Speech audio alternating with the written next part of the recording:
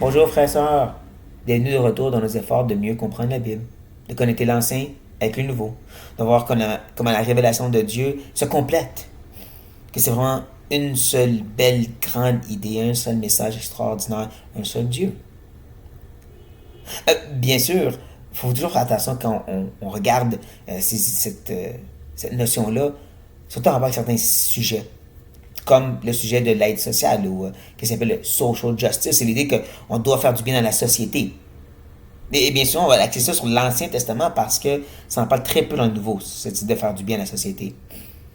Et on va exagérer des choses et on va modifier qu'est-ce qui est écrit pour mettre l'accent sur les chrétiens devraient faire des grands changements dans la société, devraient aider les pauvres, en d'autres mots. Tu vois quelqu'un dans la rue, faut que tu fasses quelque chose. Et je suis pas ici pour dire, mais non, fais rien.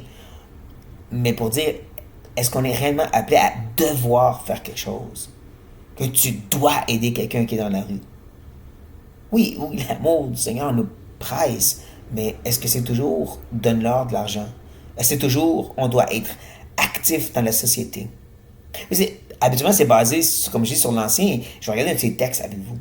Juste pour vous montrer, en connexion avec le nouveau, qu'est-ce qu'il est vraiment en train de dire.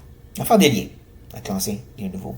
Pour voir à quel point, justement, qu'on est réellement pressé par l'Éternel de impacter la société, aider les pauvres, comparé à ce que Dieu est vraiment en train de dire à Israël et à l'Église. Donc, on est dans Deutéronome chapitre 15 rendu maintenant. Et on regarde le verset 7.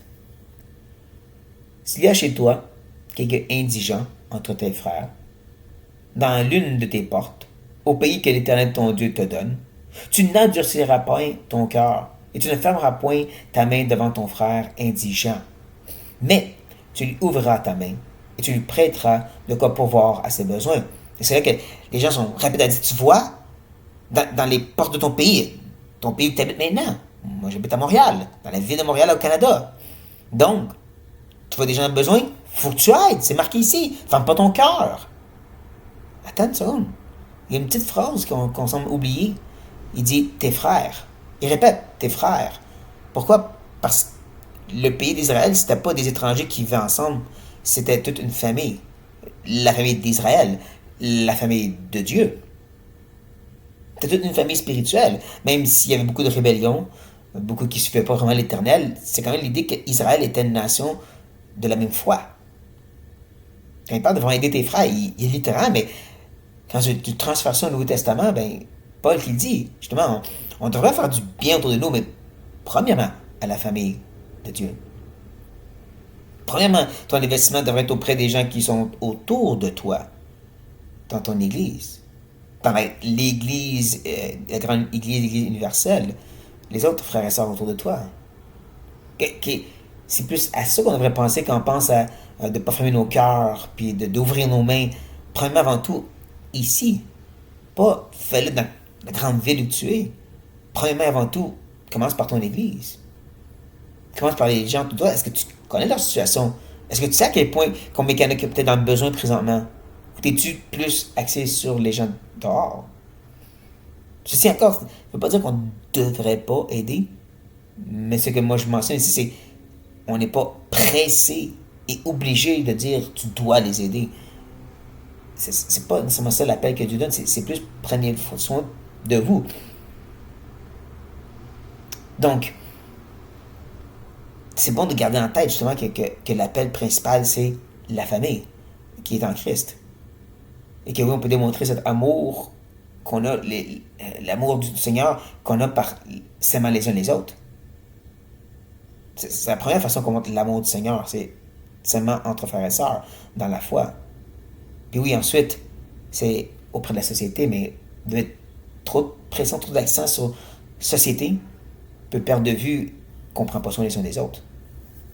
Et c'est pas ça, justement, l'appel qui se passe à travers l'Ancien Testament, à travers la loi mosaïque.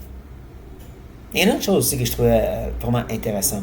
Euh, il dit au verset 10, donne-lui, encore à ce frère, que ton cœur ne lui donne point à regret, car, à cause de cela, l'Éternel, ton Dieu, te bénira dans tous tes travaux et dans toutes tes entreprises. Mais il y a un beau lien entre ceci et encore ce que Dieu dit dans le Nouveau Testament. Vous connaissez sûrement dans Deutéronome, de Corinthiens, et le chapitre 9, où est-ce qu'il dit justement que chacun donne comme il a résolu en son cœur, sans tristesse, ni contrainte. Car Dieu aime celui qui donne avec joie. Et encore en passant, 2 Corinthiens 8 et 9, c'est le contexte de la famille de Christ, la famille de Dieu avant. Mais je trouve que c'est des beaux liens à faire, un bon rappel pour nous. Pas oublier tout ce qui est dans la société, c'est pas ça que j'ai dit, c'est avant que tu commences à regarder tout ce que tu peux faire dans la société, puis toutes les gens dans la rue que tu pourrais aider, à quel point que tu regardes qui tu peux aider dans ton église, auprès des frères et sœurs que tu as amenés dans ta vie. Prendre le temps de s'asseoir puis de voir qu'est-ce qu'ils vivent et comment tu peux les aider.